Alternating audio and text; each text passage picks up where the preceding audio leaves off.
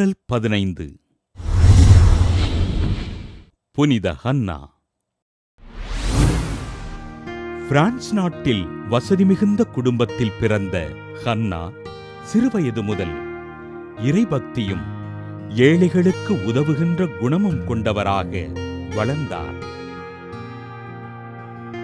சிறுவயது முதல் தனக்கு பரிசாக கிடைக்கின்ற பொருட்களை பிறருக்கு பகிர்ந்தளித்து மகிழ்ந்த ஹன்னா தன் வாழ்வினை தனக்காக வாழாமல் பிறருக்காக வாழ வேண்டும் என்பதில் உறுதியோடு இருந்தார்.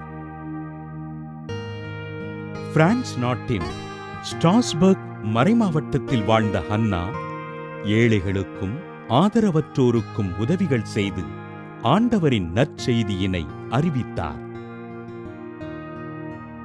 அனுதினமும் திருப்பலியில் பங்கேற்று திருப்பலிக்குப் பிறகு 1 மணி நேரம் ஜெபிப்பதினை வழக்கமாக கொண்டிருந்த ஹன்னா ஆண்டவரின் பணிகளை மக்களுக்குச் செய்து வாழும் புனிதராக பெயர் பெற்றார். எளியோர்க்கு உதவிகள் செய்வதற்காக ஒரு குழுவினை ஏற்படுத்திய ஹன்னா தன் சொத்துக்கள் அனைத்தையும் ஆலயங்கள் மடங்கள் கட்டுவதற்கு மனமுவந்து அளித்தார். ஸ்ட்ராஸ்பர்க் மறைமாவட்டத்தின் அனைத்து பங்கு தளங்களிலும் எளியோர்க்கு உதவிகள் செய்வதற்கு குழுக்களை அமைத்த ஹன்னா பிறரை மன்னித்து ஏற்றுக்கொண்டு அன்பு செய்து வாழ்வதே கிறிஸ்தவ வாழ்வு என்பதை மக்களுக்கு தெளிவுபடுத்தினார்.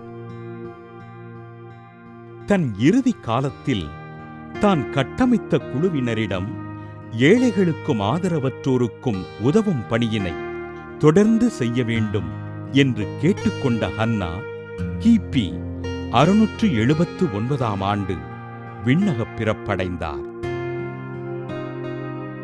ஹன்னாவின் கல்லறையில் ஜெபித்த மக்களுக்கு புதுமைகள் நடைபெற கிபி 1520 ஆண்டு திருத்தந்தை 10ஆம் சிங்கராயர் புனிதராக உயர்த்தி சலவை தொழிலாளர்களின் பாதுகாவலராக உயர்த்தினார்.